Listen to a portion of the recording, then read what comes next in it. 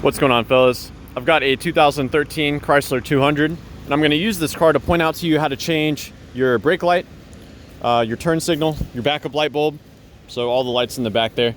So you're going to open the hood, and there's a little clip right there.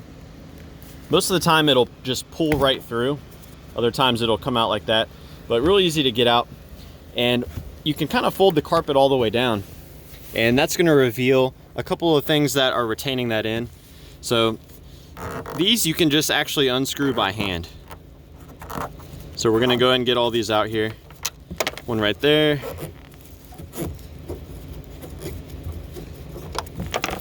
One right there. And that's it. So that's all that's really holding this in. Except for on this piece, it's kind of a friction clip right there. So you'll notice on the inside it'll kind of wiggle, but it's still retained right here. So the best way to go about doing this, if you have a plastic tool, a plastic non-marring tool, you can put in there and kind of help it pop out.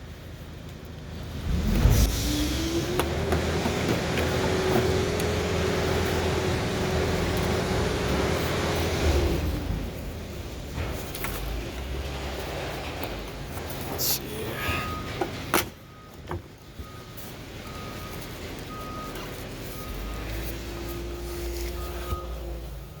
You can see that's where it's clipped in there. That's where it's retained. Kind of difficult for me to do one-handed. Let's see. Let me put this phone down real quick. All right, so it came out easy when I put two hands on it. You'll see this is the piece that pops in there. And these are the two threaded pieces. And also another thing to note, there's like a comb here, and that goes into this little slot. So this bulb right here, this is for your backup bulb. You rotate it counterclockwise and it will come out like so. And you can see this is a 921 bulb. So we just pop that out, pop in a new one.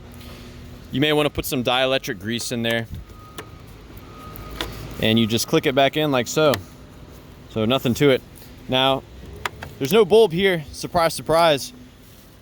LEDs. So if your LEDs are out, you've got to actually replace this entire assembly.